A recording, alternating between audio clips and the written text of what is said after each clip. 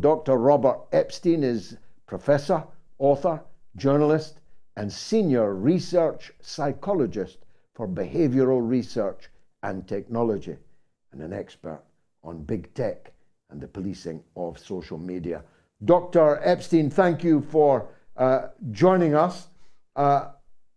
I'm now past worrying myself about the surveillance society. I don't do things that I'm ashamed of, and therefore they can spy on me all they like. But I am very concerned that they may be poised to stop me speaking to other people like you and like the big audience for this show. Am I right to be worried? Oh, yes. I know more about that probably than anyone in the world. And yes, you're right to be worried. Well, tell us, first of all, how we got here and where we now are and where they might be going next. Well, as you said yourself, the internet initially, the hope would be a kind of playground for ideas. It would level the playing field. I mean, no one foresaw what's actually happened. So what has happened? What's happened is that the content we see is controlled mainly by two very large monopolies, neither of which can be broken up. The antitrust actions being taken against Google right now in Europe and in the US are actually shams, complete shams. They were designed by Google's legal team. You can't break up Google's search engine because it won't work. And you can't break up Facebook's social media platform because that would be like putting the Berlin Wall, through the center of every home in the world. So, these companies know this. So, they work with the lawmakers and regulators to their own advantage. So you end up with very big monopolies controlling content and deciding what now more than 5 billion people around the world can see and cannot see. And you've said this yourself, and I know you're concerned about that, and you're worried about your own presence being suppressed on the internet. And these companies, Google especially, they're very aggressive and also very arbitrary in the decisions that they make regarding censorship and suppression. And they do work closely with governments. And unfortunately, the new law that just went into effect in the EU and the law that might be going into effect in the UK, they create a closer tie, closer than it's ever been, between the big tech companies, the big tech monopolies, and governments. So the tech companies become kind of agents of change for the governments. No matter how you look at this, it's a dire situation. Back in 1961, President Dwight D. Eisenhower, by the way, was head of Allied forces in World War II, but this was his last speech as president. He talked about the rise of a military-industrial complex. He was concerned about that. People still repeat that phrase quite a bit. But in that very same speech, people don't know this, but I went back and read it. In that very same speech, he warned about the rise of a technological elite that could someday control public policy without people's knowledge. Well, the truth is the technological elite are now in control. How do I know about all these things? Because I have been using very rigorous scientific methods for more than 11 years to study the new powers that these tech companies have to shift people's thinking and opinions and votes. And I've developed a possible solution, a way to make these companies accountable to the public for the first time. I've developed monitoring systems. In other words, I've developed ways of doing to them what they do to us and our kids 24 hours a day, to surveil them as they surveil us, and to make the information public and to share it with public officials. So, I'm trying my best. I'm doing my best. My team is the only team in the world that does this kind of research and does this kind of monitoring. There's something wrong with that picture, but bottom line is, yes, you have cause for concern. It would be less worrisome, Doctor, wouldn't it, if we had politicians that believed in freedom of speech and freedom of expression? I think we can safely say we now don't. So those who are in power, the opposition might feel differently until they are in power. But those who are in power have no greater ambition than to stay in power, and staying in power depends upon shaping the narrative, shaping the public square and the discourse therein in a way that is not disadvantageous to them. Or we had big tech companies, owners, publishers, who believed in the publish and be damned principle, who believed in the principle of Voltaire that I hate what you say, but I'll fight to the death to defend you saying it, your right to say it.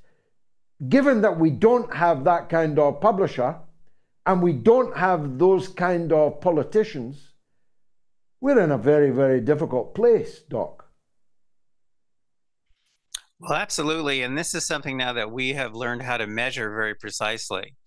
So at the moment, we're building the world's first, we call it nationwide digital shield.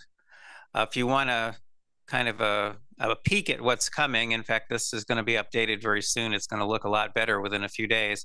You would go to americasdigitalshield.com. What we have been building over the past year is a system for tracking the content, the real content that the tech companies are showing to real people, to voters, registered voters, and to children as well. We now have more than 11,700 registered voters in our system in all 50 US states, more than 2,000 children. These are children of some of those adults who've joined our system. And what these people have done is allowed us to install special software on their computers, which does not violate their privacy, by the way. And that allows us to kind of look over their shoulders and capture the content that the big tech companies are sending to them and to their children. That content is immediately aggregated and analyzed, so we can see whether, in fact, there are manipulations in play. We can see whether kids are being indoctrinated and exactly how they're being indoctrinated. And the point is that we're preserving content which has never been preserved before, and which these companies use strategically and deliberately, sometimes at the behest of government authorities, to change people's thinking and behavior and votes. The power that these companies have to do this is beyond anything that my old mentor at Harvard, B.F. Skinner, ever imagined. He was very much into, benign control, the concept of benign control. But what these companies have available to them has never existed before in human history. They literally, by 2015, they were determining the outcomes of about 25% of the national elections in the world, with no one knowing what they were doing and without leaving a paper trail for authorities to trace. So I just want to introduce one concept here, and then I'll let you interrupt me. I'll let you talk. And that's the concept of ephemeral experiences. In 2018, there was a leak of emails from Google to the Wall Street Journal, in which employees at Google were talking about how can we use ephemeral experiences to change people's views about Trump's travel ban. Well, my head spun when I saw that, because that's what my team and I had been studying since 2013 for more than 5 years at that point. And we had been learning in our experiments that by manipulating ephemeral experiences, these fleeting experiences we have online, like search suggestions that are being flashed at you while you're typing a search term, the search results that appear in the list below, the ordering of YouTube videos on YouTube, the up next video that plays automatically if you do nothing. All of that is ephemeral, which means that It's generated on the fly just for you. It disappears, it's stored nowhere, and no one can go back in time and preserve it. It's the ideal tool for manipulating the masses worldwide. And that's what we have learned now, not just to study and quantify, but we have learned to preserve it. Believe me, these companies never imagined that anyone ever would figure out how to preserve that kind of content, archive it, analyze it. They never imagined that. And so they're quite unhappy with me and my people, quite unhappy with us. But meanwhile, we are forging ahead, and we now have almost 12,000 field agents, all registered voters in all 50 states. In recent months, we have preserved more than 45 million. We crossed the 45 million mark yesterday. 45 million of these ephemeral experiences. And we have been identifying the bias and the manipulations that these companies are using to shift people's thinking and opinions and votes. Now, they can't affect everyone. They're affecting the people who are undecided. But think about it. In an election, it's the people who are undecided who determine who wins, especially in close elections. And Google knows exactly who those people are, and they are using these techniques strategically and deliberately to shift votes. We know in 2020 that Google shifted more than 6 million votes to Joe Biden, whom I happened to support at the time. But still, I object to the fact that a private company that's not accountable to the public can shift that many votes. If our system is shut down, if we can't find sufficient funding to keep it going and growing, if we shut down in the next few months, the 2024 election in the US, the presidential election, the outcome will be determined by Google. They will be able to shift in that election between 6.4 and 25.5 million votes. And again, if there's no monitoring system in place, they'll do it without anyone knowing what they have done and leaving no paper trail whatsoever for authorities to trace. Well, you're definitely doing God's work. I doubt if Elon Musk could be so described, but he is, I think, undoubtedly better than the others, in that he has, to a considerable degree, though not entirely, freed his platform from what was the most corrupt relationship between the old Twitter, pre-Elon Musk, and the deep state. I mean, we now know, thanks to Matt Taibbi and Elon Musk himself, some of the heinous manipulation and corrupt dealing with secret security agencies and so on that Twitter was involved in before. How much longer will they tolerate that? If they are going to ban Rumble, isn't the ground being prepared for a potential ban on Musk? Oh, it's quite possible. In fact, I think that Musk would be extremely interested in what my team and I have been doing, the systems we've been building, because these are systems that create accountability where none has ever existed before. I've simply found it impossible to reach him. I'm able to reach lots of other prominent people, but I've been unable to reach Elon. But he's been speaking out against these companies and the way they suppress content. He's been speaking out against them for years. One of the reasons that he purchased Twitter was to change the way it operates, because they were operating in a very dramatically political fashion. But you know, Twitter is much smaller than these other entities, namely Google and Facebook. It's much, much smaller. So the real threats really come from the larger companies. Let's just take one example: Google's homepage. Normally, there's nothing on it except the little box where you type in your search term. But on certain occasions, they'll put a big, colorful display of something and a message. So on election day, for example, in the US, I'm sure they do the same thing in the UK. On election day, They have a big go vote reminder. Well, they get a lot of praise for doing that because everyone thinks that's a public service. But because we are monitoring, we know it's not a public service. It is a vote manipulation, a very blatant one. So, for example, in the 2022 midterms, where we were doing extensive monitoring and where we preserved more than 2.5 million ephemeral experiences related to the midterm elections in the US, in Florida, 100% of liberals were getting those go vote reminders on Google's homepage all day long on election day. I mean, that homepage is seen in the US alone more than 500 million times a day.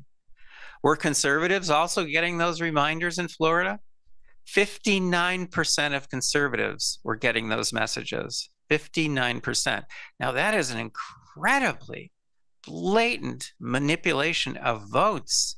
If you are sending out go vote reminders in a partisan fashion nationwide in this country in a presidential election, on election day alone, that will give an additional 450,000 extra votes to one of the presidential candidates. And if there's no one monitoring, no one will ever know that you did that. And what does it cost the company to do a manipulation like that? Nothing. Zero.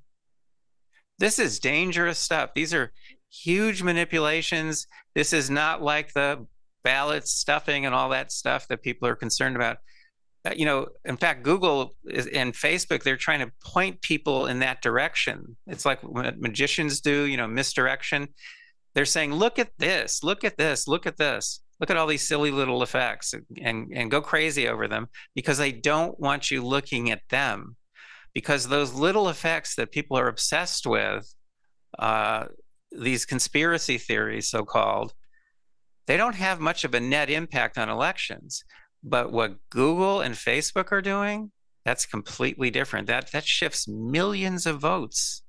So we're up against some powerful entities here, the likes of which have never existed before. And they're not just manipulating people in the US, they're manipulating more than 5 billion people around the world. And believe me, they're manipulating people in the EU and the UK to an extraordinary extent. You know what's ironic about that? Just one more comment and I'll shut up. One more comment.